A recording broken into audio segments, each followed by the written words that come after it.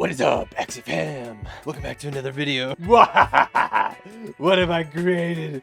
I've created a monster. So, we're in Dragon 2.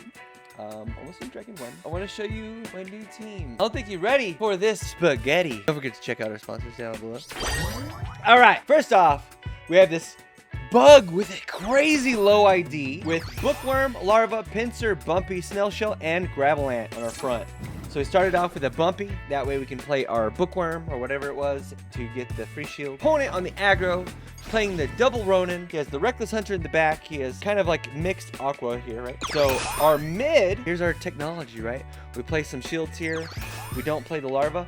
194 shields with 2 cards, right? So opponent attacks into that, takes some damage on his hardy warrior. That's gonna reduce his damage. He uses an imp into here. You go ahead and uses a cottontail followed by a nutcracker. But let's look at the tech. Let's pause this and look at the tech. This is my secret technology. I had bought this guy to play the traditional style of sustain, where you have like the wall gecko backliner with gecko mask. And this was the Axie that I chose. But I didn't read the fine print. Gecko mask can only go on attack cards. So this guy can't even use the gecko mask I have, right? This is a Dawn, Gecko, Frizzard, Axie Kiss, Skelly Spoon, Indian Star, Gravelant. Axie Kiss is to shoot down Mavis if our opponent has it. That's important, right? Because Mavis is very good versus sustain. So my idea is have at least one Axie Kiss or one Scarab to shoot down birds, right? We have the Axie Kiss, but here's the secret technology of the deck. Heaven's Echoes. Your allies gain 1 damage boost whenever this Axie attacks.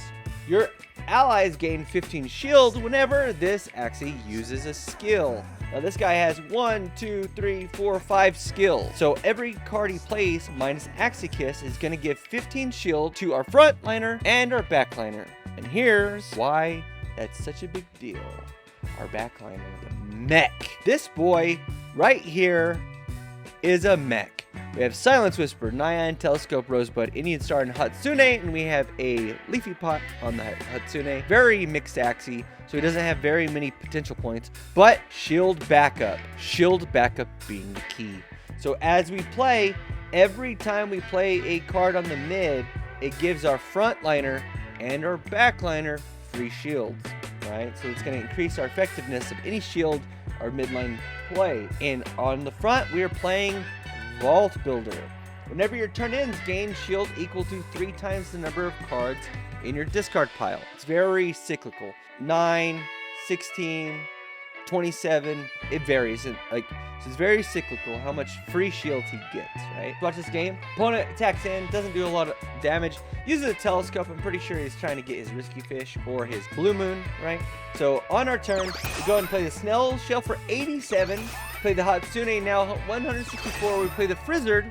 See, our backliner right there got 45 free permanent shields. Because of shield backup, those don't go away.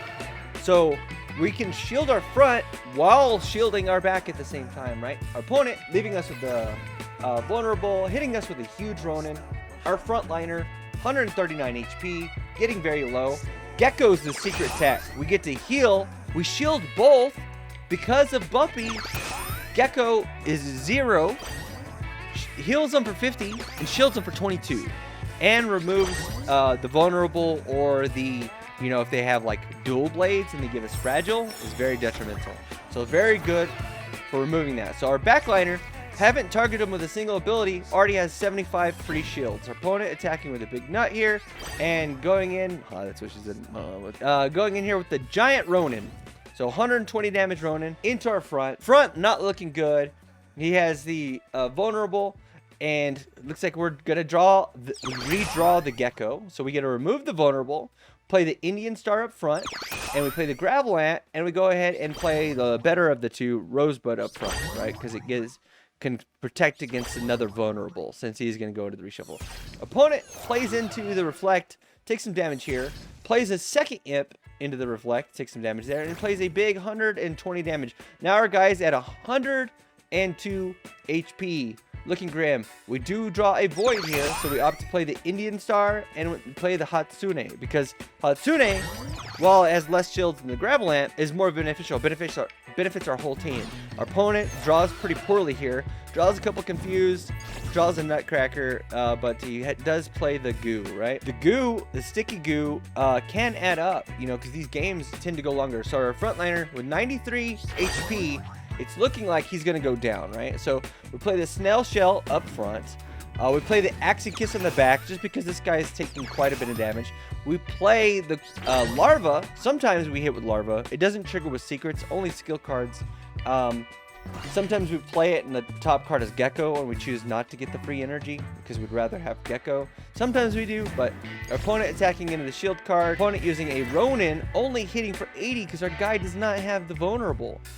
We're left with 17 HP. So we're going into our turn. We go ahead and play the Skelly Spoon. So this guy's 150 shields and we haven't targeted bloods, right? Axie Kiss, go and finish off the back. That way he can't redraw this guy's Ronin because he just played this guy's. He's most likely going to draw this guy's.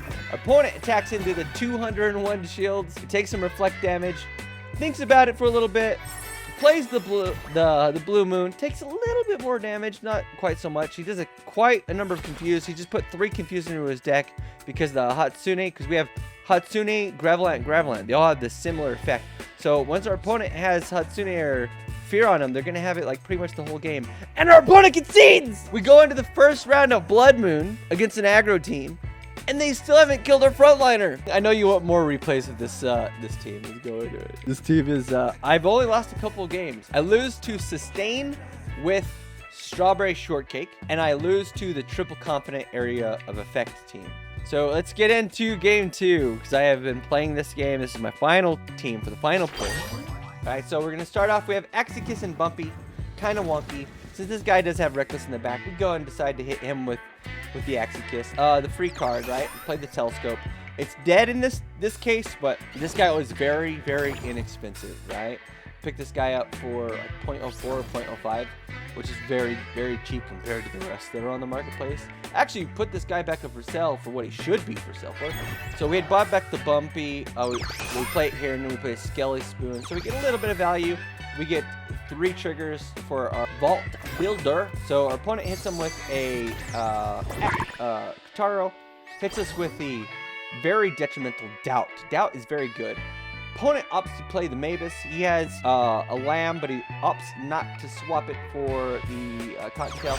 So we have a Gecko to clear the front, but unfortunately it doesn't clear the Death Mark, which we're hoping for. Play the Indian Star up front. We play the Larva to try to get a free energy. We hit, and then we go ahead and attack with the Nyan. Kind of a cool interaction between Pinsir and Nyan here, but it's like that was not really the intention, right? People using a protective spell on the bird. One game they played a croc on the bird and we Axie kissed the bird and then we ended up losing that. So we play a lot up in the front. We play the Bookworm, and what we usually grab with the Bookworm is we grab this guy's Gravelant, because this guy's Gravelant's more effective because it gives these guys 15 shields each, right? So he's hitting us with some Grandma's fans. He has a big egg bomb up front, and he has a big Ronin coming. So big Ronin for 96. He should probably drop the HP 1 and swap that with a damage rune. Kind of low HP. We play the Indian Star up front. We play the Snail Shell in the back, and then we play the Hatsune on the mid, right? So our goal right here is to kind of like shield everything. That way his damage, he's not doing any damage to any Axies, right?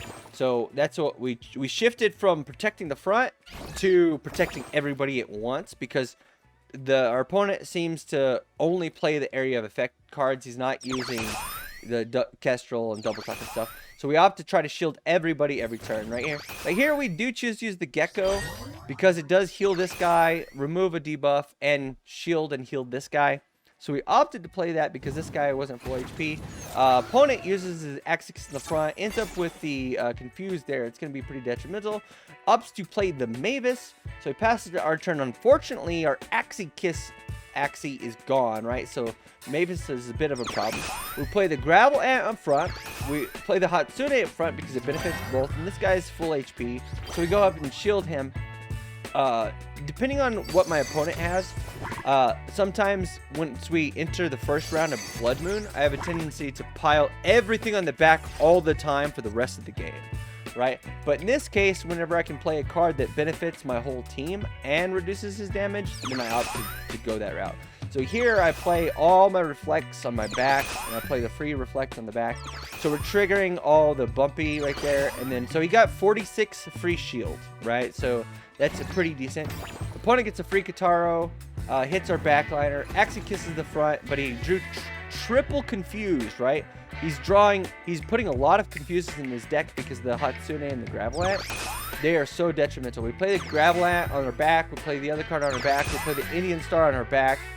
We take a little bit of damage. So this guy got 36 free shield, not that much. Only 5 cards on graveyard. Opponent plays the Grandma's Fan there. He can see my shields. Opts to play a second Grandma's Fan and then an Earwing. He should have just tried to kill here. He left this guy with 13 shields, and then I draw some cards. This guy's cards, right? I draw a Pincer. Not a big deal. We opt to go ahead and start playing everything on the back. Just piling up shields. We want to have like 400 shields before the 1v3. Sometimes you'll have like 700 shields and it's like automatic win. There was one game that I did lose though. Opponent had a ton of bubble paste, and he had one Axie that had beetle spike, and I lost to it. The extra damage it was giving them, you know, because he had he had 2 gills, beetle spike, and some other stuff I don't remember. So we go ahead and play the Nyan, thinking we're gonna hit this guy. I forgot about the taunt there. Very much could have lost this game from that. So we play the reflect, we play the other card here. Our opponent draws really bad, plays the little peas, gets the vulnerable, plays the little branch, and KOs himself. What do you think? Is this like the coolest deck you've ever seen or what, man? I'm really glad that I got this bug. This bug has pretty high peep, so we could put a couple of tricksters on him. Getting a trickster on the Gravelant and the Bookworm and all the stuff, you know, because he has only one reptile part, right? Let's go into the next match. So he has the one reptile part in Bumpy, and the rest are all bug parts, right? So opponent leads with the Goda, not a big deal. This deck isn't very much affected by Goda. It's like Goda resilient, which is kind of nutty because like Goda's huge, right? We play the Bumpy, we play the Bookworm, we go for this guy's Gravelant here. Sometimes we do go for the Snail Shell. It depends. Because Snail Shell does give the most shields. So opponent hitting us with a Nutcracker, taking some damage from the bleed. So we draw the Bookworm, we play the Larva, we get a trigger, and then we get to play 3 energies worth of shield, which is huge, right? We opt to play the Snail Shell on the back, just because we didn't want to pile up too many on this guy, because this guy had the double talk, right? So we wanted some shields on this guy. So he did hit us with a double talk, put our guy to sleep, but then got a Snail Shell or a goo in his deck. So a very good play there. Here's the croc game, right? So he crocked his guy, so when he actually kissed the bird, wah, wah. So it's like, oh man, it was brutal. I was like, oh no, what a brilliant guy. So opponent drawing pretty good here. So he gets to play the Raven, he gets to play the Peacemaker, he gets to play his entire hand, ending with the last one. Last one for huge damage, and my butt all clenches right here. Left with 23 HP. Holy moly, what are we gonna do here? Oh, we draw the Gecko. We shield the front. Go ahead and play the Gecko. We do take some bleed damage there. We grab one at the front, then we Indian Star the front, and then we have one left, so we go ahead and Nyan. Doesn't really do much damage, but it does trickle that. So now we have 200 shields, 55 health. Opponent Little Peas takes some reflects, gets the confused, gets another confused in his deck. Opponent playing the Catfish there, getting the kill. Opponent playing the Cottontail on the frontliner, and playing the Nutcracker, getting another confused. Really vital. The number of confused in this deck is just nuts, right? So pretty good draw here. We play the Gravelant on the back. The only thing is the Jinx is going to reveal our shields here. So we're going to go ahead and Rosebud the front instead of Frizzard, because our backliner, we didn't want Frizzard to hit like 3 or 4 times on this guy. So he Rosebud the front. Opponent attacks into it. Little Peas to give the vulnerable. Go ahead and opts to play the last one. He definitely should be playing the Mavis here. I guess we could kill it with an Axie kiss, but there's the Goda, or the Void rather. We go ahead and opt to start only shielding the back, right? So our hope right here is our opponent plays like a little branch into the unshielded guy and wastes a lot of damage. our damage potential. Opponent doesn't, but he plays the beast there, plays the egg bomb, so he got the confuse here. So we do draw kind of wonky. We shield here. We go ahead and Rosebud in case he has like another vulnerable on this guy, even though it doesn't give us much in terms of healing. There's the double talk, blocked successfully by the Rosebud, which is what we were afraid of. Either double talk or vulnerable or dual blades. In this case, dual blades not relevant because he doesn't have it. We draw really bad here. We just play all the revenge fallen swords. We're actually pretty good because we get 15% increased shielding. Those are like 65 shields or something like that, right? For 1 energy? Well, in 65 value, right? Shields and reflect, right? So it's kind of neat. So here's where we are only drawing this guy's cards every single turn. So it is over for our opponent. We can Rosebud, we could Silence Whisper, we can Hatsune, we can Indian Star every single turn. Our opponent opts not to attack, thinking, oh, he has a bunch of shields, let's not attack into that. That's the wrong decision. My shields don't go away, bucko. So we get a shield here. It feels so good. Hatsune, Indian Star, Rosebud, or Silence Whisper. If we're playing against Poison, we'd be using the Silence Whisper. And here we go. It's our turn. We're going to draw this guy's 5 cards every single turn. We can Rosebud, we can Hatsune, and we can Indian Star every single turn. There's no way our opponent is going to attack into, was that 500, 600, 700, 800 damage in a single turn. Even if he has rage, he's just going to do more damage to himself, and it's all over. So I misled you and said I lost that game. I thought I did lose that game. I guess I did. Let's go on to the next game. These matches do go a little long. I've only played about 20 of my energy so far, so it does take a lot longer, but we are winning a significant amount of our games. So as you can see here, we have a draw against an area, like a pseudo area of effect, pseudo poison. We lost because this guy had, well, it was a draw because this guy had made us out for quite a bit longer than we would really have wanted to, and he kept kestraling our guy, so he couldn't Axie kiss. So it was pretty rough. We lost against Sustain with Strawberry Shortcake is our weakness. So here's another Sustain. We just instantly surrender against these guys. We can't beat them. All right, let's go into the next match. All right, this match is a Poison team. It's kind of an interesting Poison team. It's we're running Square Bite as Tricky as Double Gecko, but it has no Tiny Turtles. Great name by this user. Great name up there.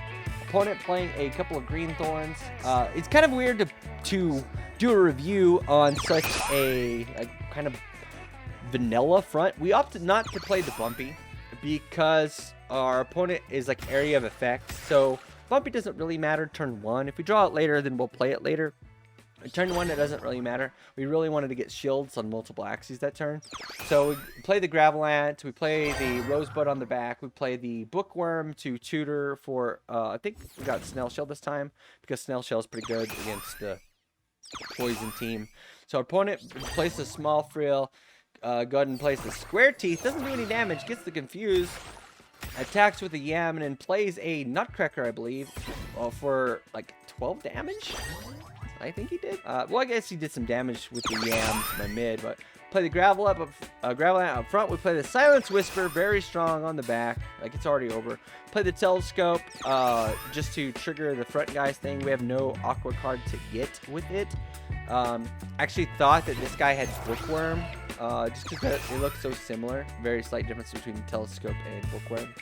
Bookworm would have been great here, because we would have been able to get the Snail Shell or the Gravelant with that. So we also have Gecko. So we play the Gecko Eyes to clear some of the poison, and our opponent surrenders. I bet you were expecting a long match. Yeah, our opponent just surrenders.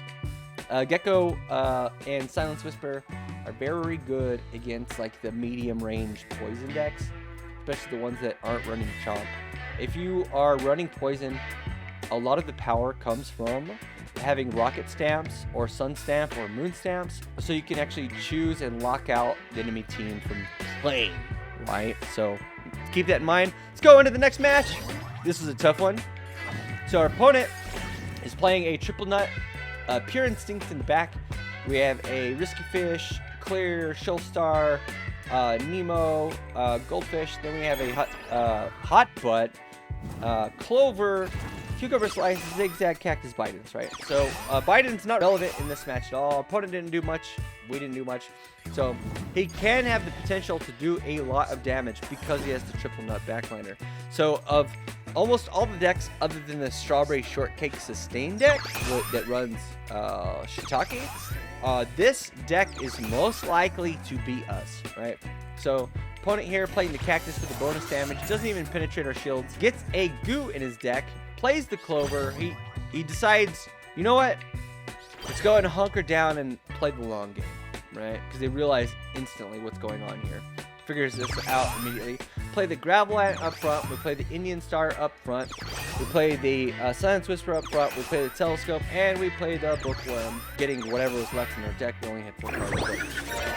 Our opponent about to shuffle through our deck opts to play the very smart, plays the Chubby to hit all of our guys, plays Biden's, I think.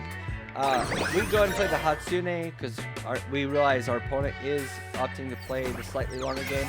Interesting play here. We actually were like hoping that we would be able to pincer and then larvae and then be able to use the Nyan, because whenever we use those together, the Nyan does like 80 something damage, which is pretty decent, right?